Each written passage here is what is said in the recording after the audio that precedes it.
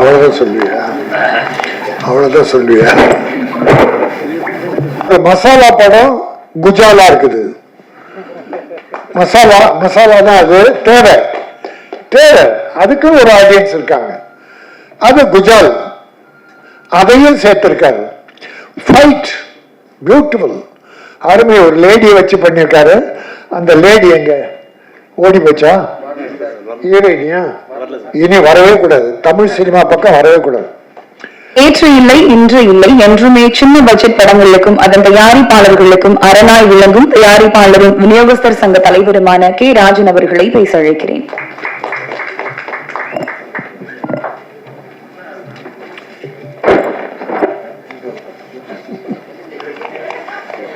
அவ்வளவுதான் சொல்லுவியா? அவ்வளவுதான் சொல்லுவியா? அன்பிற்கும் மரியாதைக்கும் உரிய எங்கள் அன்பிற்குரிய இயக்குனர், நடிகர், தயாரிப்பாளர், மிகச்சிறந்த திரைக்கதை ரசனர் தான், இந்தியாவிலேயே மிகப்பெரிய புகழ்பெற்ற கதாசிரியர், அருமை சகோதரர் கே பாக்யராஜ் அவர்களே, மற்றும் எஸ்ஆர் பிலிம் ஃபேக்டரி மகிழ்ச்சியோடு நம்பிக்கையோடு தயாரித்திருக்கிற இமெயில் படத்தை வாழ்த்த வந்திருக்கிற வாழ்த்திய நண்பு சகோதரர்களே, லொல்லு வழக்கமா லுல்லு பண்ற, இன்னைக்கு ரொம்ப அழகா பேசிட்டு போய் லுல்லு இல்லாம உட்காந்துட்டார். தம்பி அசோக் கதாநாயகன் நடிச்சிருக்காரு, சிறப்பா முடிச்சிருக்காரு. எஸ்ஆர் பிலிம்ஸ் ஃபேக்டரியுடைய உரிமையாளரும் கதை, திரைக்கதை, வசனம், தயாரிப்பு, இயக்கம் போன்ற எல்லா அமைப்புகளும் ஏற்று மன துணிச்சலோடு இந்த படத்தை மிக அற்புதமாக இயக்கியிருக்கிறார். ஐயா பாக்யராஜ் அவர்கள் நானும் நிறைய படத்திற்கு வாழ்த்துவதற்காக அழைப்பார்கள். அப்படித்தான் அருமை தம்பி சக்தி சரவணன் இங்கு அழைத்தார். நான் எல்லா படம் போலதான் இருக்கோம். எல்லாமே பல நல்ல படங்கள் வந்திருக்கு, பண்ணிருக்காங்க.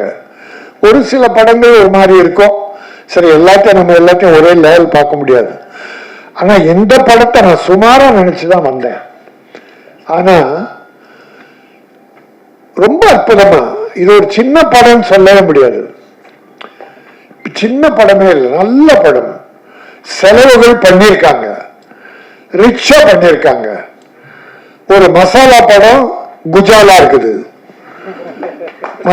மசாலா தான் அது தேவை. அதுக்கு ஒரு ஆடியன்ஸ் இருக்காங்க. அது குஜால், அதையும் சேர்த்திருக்காரு. ஃபைட் பியூட்டிஃபுல், அருமை. ஒரு லேடியை வச்சு பண்ணிருக்காரு. அந்த லேடி எங்க ஓடி போச்சா? ஹீரோயினியா? இனி வரவே கூடாது, தமிழ் சினிமா பக்கம் வரவே கூடாது. யார் ஒருவரை மரியாதை கொடுத்து படத்துல போட்டு நடிக்க வைக்கிறீங்களோ அவங்க ப்ரொடியூசருக்கு மரியாதை கொடுத்து அந்த ப்ரமோஷனுக்கு வரணும். அந்த ப்ரமோஷனுக்கு வர்றதே அவங்க ப்ரமோஷன் தான். அதுவும் நாங்க படம் எடுக்கிற காலத்திலிருந்து செலவு பண்ணி எல்லா தேவைகளையும் அளவுக்கு அதிகமாக பண்ணி அவங்களை ப்ரமோட் பண்றோம். நடிக்கிறாங்க, நம்ம இல்லைன்னு சொல்லல. நடிக்க தெரியாதவங்களுக்கு இயக்குனர் கத்துக் கொடுக்கிறார். குழந்தை கத்துக் கொடுக்கிற மாதிரி, ஒரு களிமண்ண பொம்மை பிடிக்கிற மாதிரி இயக்குனர்கள் பல நடிகர்கள் உருவாக்குறாங்க. உருவாக்கி வந்த பிறகு படம் வெற்றி பெற்ற யார்கிட்ட போறாங்க? ஹீரோ ஹீரோயின் கிட்ட. இதை மரியாதை கொடுத்து தம்பி அசோக் வந்து உட்கார்ந்துட்டு இருக்கான். வராம இருந்திருக்கலாம். ஆனா இன்னைக்கு ப்ரொடியூசருக்கும் தனக்கும் நாம நடிச்சிருக்கோம், வரணும், கலந்துக்கணும். நம்ம ஹீரோயினுக்கு சிலர் மரியாதை கொடுக்கறாங்க. நம்ம எல்லாரையும் குறை சொல்லல. ஆனால் மரியாதை கொடுக்காது. ஒருவேளை அவங்க வெளியூர் ஷூட்டிங்ல இருக்கலாம். சிலர் அப்படி அவங்க கிட்ட தேதி கேட்காம நம்ம ஒரு தேதி வச்சுட்டு அந்த நாள்ல வாங்கினா வெளி ஷூட்டிங் வர முடியாது. அவங்கள நாம மன்னிச்சிடலாம். ஆனால் படத்தில நடிச்சுட்டு நல்லா வீட்டுல கஞ்சியோ கூழோ, இங்க வந்தா ஹார்லிக்ஸ் போன்விட்டான்னு குடிச்சு உடம்ப கொஞ்சம் ஏத்திக்கின்னு அடுத்த படத்துக்கு தயாராயிட்டு ப்ரமோஷனுக்கு வரலன்னா மிகப்பெரிய கஷ்டம். அது எவ்வளவு பெரிய நடிகரா இருந்தாலும் சரி இருந்தால், ஆனா நம்ம அவங்கள கேட்டு வைக்கணும். நம்ம இஷ்டத்துக்கு வச்சுட்டு அவங்க வரலன்னா வருத்தப்படக்கூடாது, அவங்க மேல குறை சொல்லக்கூடாது. நாம அப்படிப்பட்ட ஆள் இல்லை. தவறு செய்கிறவங்க தான் கண்டிக்கிறோம், நல்லது செய்யறவங்க எல்லாம் பாராட்டுறோம். தம்பி ஒண்ணு சொன்னாங்க, படம் எடுத்து முடிச்ச பிறகு எல்லாரும் தனியா விட்டு போயிட்டாங்க, இதான் சினிமா. அதுக்காக எல்லாரும் இல்ல, சில உயர் நண்பர்கள் இருக்காங்க, சில டெக்னீஷியன்ஸ், சில ஆர்டிஸ்ட், அந்த தயாரிப்பாளர் கூடவே கடைசி வரைக்கும் சிலர் தான், ஒரு 20% தான், 80% இருக்க மாட்டாங்க. உதாரணமா ஒரு தாசில்தார் உங்களுக்கு ஒரு ஊர்ல நீர்நிலை எப்படி இருக்குது, கிணறு இருக்கு, தண்ணி இருக்கா, பயிர் எப்படி இருக்கு, ஒரு கணக்கு கவர்மெண்ட் கொடுக்கறதுக்காக வர்றாரு. வந்து அந்த ஊரெல்லாம் பாக்குறாரு, வளங்கள் எல்லாம் குறிச்சிக்கிறாரு. கடைசியில் இந்த கிணத்தை எட்டி பார்த்து தண்ணி இருக்கான்னு பாக்குறாரு, தப்புன்னு சரிக்கு விழுந்துடுறாரு உள்ள. தாசில்தார் உள்ள இருந்தாங்க 5-6 பேர் ஓடி வந்து ஒரு கயிறை தூக்கிட்டு வந்து அதுல போட்டு அவரை கயிறை பிடிச்சிட்டு அப்படியே தூக்கிட்டே இருக்காங்க. பாதி வந்துட்டார் தாசில்தார். பாதி வந்த உடனே இந்த கலெக்டர் ஆபீஸ் பியூன் ஓடி வர்றான். சார் சார் சார், புது தாசில்தார் வந்துட்டார் சார்ன்றான். ஆபீஸுக்கு புது தாசில்தார் வந்துட்டாருன்னா, இந்த தூக்கி பிடிச்சாங்க பாரு கயிறை, பாதி வந்துட்டார் பாருங்க பழைய தாசில்தார், தப்புன்னு விட்டுட்டு புது தாசில்தார் ஓட்டாங்க. ஆக பழைய தாசில்தார் க்ளோஸ். அப்படித்தான் நண்பர்கள் பாதியிலே கழுத்திருப்பவர்கள் இருக்கத்தான் செய்கிறார்கள். எல்லோரையும் நம்பாதீர்கள். தன்னம்பிக்கையோடு நம் காலில் நிற்க வேண்டும். கற்க கசடர கற்பவை கற்றவன் நிற்க, அதற்கு தக காலே இருக்காது. கால் பக்கத்துல கால் இருந்தா கா, அந்த காவுக்கு கால் உண்டு. ஆனா வள்ளுவர் பெருந்தகை கற்க கசடர கற்பவை கற்றபின் நிற்க அதற்கு தக, ஒரு காலம் இருக்காது. ஏனென்றால் தன் காலில் அவரவர்கள் நிற்க வேண்டும். அதுவும் சினிமாவில் நம்ம காலில் தான் நிற்கணும். உதவி செய்யற நண்பர்கள் இருக்காங்க, அதுக்காக நம்ம இல்லைன்னு சொல்ல முடியாது. ஆகவே நீ சொன்னதால இதுதான் சினிமா, இதுல இருந்து தப்பிச்சு வந்தவங்க தான். நம்ம பாக்யராஜ் சாருக்கு எவ்வளவு பேர் கை கொடுத்தாங்கன்னு நினைக்கிறீங்க? கடுமையான உழைப்பு, அவ்வளவு பெரிய அறிவுத்திறனை வைத்துக் கொண்டு அவர் பட்ட பாடு இளமையில் ஏராளம். ஆகவே இந்த படம் என்ன கஷ்டப்பட்டீங்களோ அதெல்லாம் தெரியாது எனக்கு. படம் சூப்பர். படம் ஒரு பானை சோற்றுக்கு ஒரு சோறு பதம்பாங்க. 2 பருக்கி எடுத்து நசுக்கி பாக்குறாங்க. நல்லா வந்திருந்தா பானை வந்துருந்தா, நசுக்கி மட்டும் பார்க்கல, அதை வாயில போட்டு ருசிச்சு பார்த்தேன். நல்லா இருந்தது, சாங் நல்லா இருந்தது, ஃபைட் நல்லா இருந்தது, கேமரா நல்லா இருந்தது, எடிட்டிங் நல்லா இருந்தது. நீங்க எடுத்த ஒவ்வொரு வீடு இடம்லாம் ரிச்சா இருந்தது, அழகா, எந்த குறையுமே இல்லை. அதனால இது ஒரு வெற்றி படம். சின்ன படம் வெற்றி பெற்றிருக்கான்னா வெற்றி பெற்றிருக்கு. சமீப காலமா இந்த ஓராண்டு 2 ஆண்டுல சின்ன சின்ன படங்கள்லாம் பெரிய படம் ஆயிடுச்சு. பல பெரிய படங்கள் சின்ன படமா போயிடுச்சு. 50 கோடி 100 கோடியில தயாரிச்செல்லாம் சின்ன படமா போயிடுச்சு. 5 கோடி 10 கோடி எல்லாம் பெரிய படம் ஆயிடுச்சு. டாடா, இருகப்பற்று, குட் நைட், இப்படி போர்த்தொழில், இப்படி பல படங்கள் வெற்றி பெற்றிருக்கு. அதனால இந்த படம் நிச்சயம் வெற்றி பெறும் நம்பி நீங்க ஒரு நல்ல இயக்குனராக வருவீங்க. என்னுடைய வாழ்த்துக்களை சொல்றதோட நான் முக்கியமான கடமை தமிழ் திரையுலகின் சார்பில் எங்கள் பாக்யராஜ் அவர்கள் உள்பட நல்ல காரியம் எதுவானாலும் நாங்கள் வரவேற்போம், யார் செய்தாலும் வரவேற்போம். இன்றைக்கு நம்முடைய தமிழக அரசு மாண்புமிகு தமிழக முதல்வர் அவர்கள் முந்தா நாள் ரேஸ் கோர்ஸ் மைதானத்தில் தமிழ் திரைப்பட தயாரிப்பாளர் சங்கம், இயக்குநர்கள் சங்கம், நடிகர்கள் சங்கம் உள்ளிட்ட அத்தனை சங்கங்களும் தமிழ் திரையுலகமே சேர்ந்து முத்தமிழறிஞர் டாக்டர் கலைஞர் அவர்கள் தமிழ் திரையுலகுக்கு செய்த பல நல்ல காரியங்களுக்காகவும் அவருடைய 100ஆண்டு விழாவினை அங்கே மிகச்சிறப்பாக எல்லாரும் சேர்ந்து யாரும் மாறுபாடு இல்லாம கொண்டாடணும். அதற்கு மாண்புக்கு தமிழக முதல்வர் அவர்கள் தலைமையேற்று வந்திருந்தாங்க. அவர் 2.5 வருஷம் ஆச்சு முதலமைச்சராகி. தமிழ் சினிமா நிகழ்ச்சியில் எதுவுமே கலந்துக்கல. ஆனா முதல் நிகழ்ச்சியா முன்னாள் கலந்துகிட்டு ஒரு அற்புதமான செய்தியை, தமிழ் திரையுலகுக்கு தேவையான செய்தியை, இதுவரை அது இல்லாமல் நம் சிறுபட தயாரிப்பாளர்கள் எல்லோரும் பட்ட கஷ்டம் ஏராளம்.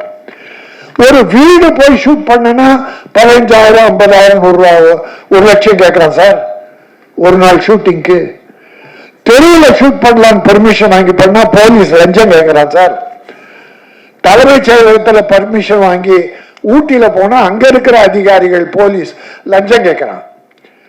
சின்ன படம் எடுக்கவே முடியல. பெரிய படம் தயாரிப்பாளர்கள் கோடி கோடியா இருக்கு என்னமோ சரி, சின்ன படம் எடுக்கவே முடியல. எடுத்து வந்தாலும் ரிலீஸ் பண்றது கஷ்டம், ஃபைனான்ஸ் கொடுக்கல.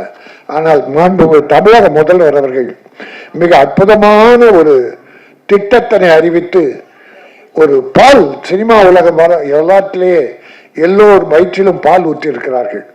பூந்தமல்லியில 140 ஏக்கர்ல 500 கோடி ரூபாய் செலவு திட்டத்தில் ஒரு அற்புதமான பிலிம் சிட்டி ஒன்றை உருவாக்குவதற்கு அறிவிப்பை வெளியிட்டிருக்கிறார்கள். இது அவர் மைண்ட்ல பல காலமாக இருந்திருக்கு. நான் போன வருஷம் அவரை ப்ரொவைட் பண்ணும்போது நான் ஒரு பெட்டிஷன் கொடுத்தேன். டாக்டர் கலைஞர்கிட்டே நான் ஒரு பெட்டிஷன் கொடுத்தேன். ராமோஜிராவ் பிலிம் சிட்டி மாதிரி தமிழகத்தில் அந்த இதை மூடிட்டாங்க. நம்ம தரமணி அந்த பிலிம் சிட்டியை மூடிட்டதால நான் அப்போதான் ஒரு லெட்டர் கொடுத்து, இல்லை இங்க தமிழ்நாட்டுக்கு வேணும், சிறுபட தயாரிப்பாளர்கள் பாண்டிச்சேரிக்கு போறாங்க, பெரிய படங்கள்லாம் ஹைதராபாத் போறாங்க, இல்ல பாம்பேல ஷூட் பண்றாங்க. பல பெரிய படங்கள், பெரிய ஹீரோக்கள் படங்கள்லாம் பாம்பேல ஷூட் பண்ணாங்க. பொன்னியின் செல்வன் போல விஜய் படம் வாரிசு, அப்புறம் அஜித் படம் எல்லாம் ஹைதராபாத். அப்பனா இங்க இருக்க தொழிலாளி கதி என்ன? இங்கத்தி தமிழ் பணம் பூரா அந்த போனா தமிழ்நாட்டின் வரவு என்ன, வருவாய் என்ன? அந்த வருத்தத்துல நான் ஒரு லெட்டர் கொடுத்தேன். அது பல பேர் எல்லாருமே ஒரு வேண்டுகோளா வச்சாங்க. அதை விட உதயநிதி ஸ்டாலின், அமைச்சர் உதயநிதி ஸ்டாலின் ரொம்ப காலமா இருந்தது, நானும் அவரோட பேசியிருக்கேன். நம்முடைய முதலமைச்சருக்கும் அந்த எண்ணம் இருந்திருக்கு. அதையெல்லாம் ஒன்று சேர்த்து ஒரு அற்புதமான திட்டமாக தயாரித்து முந்தா நாள் அறிவிச்சிருக்கார். இப்போ சார் பாக்யராஜ் சார் தெரியும், ஒரு பங்களாவில் ஷூட் பண்ணா ஒரு நாளைக்கு 1 லட்சம் வாடகை. அதுவும் டைம் சொல்றாங்க, காலைல 7 இருந்து நைட்டு 9 வரைக்கும் தான் 1 லட்சம். அதுக்கு மேல போனா வாடகை தனி.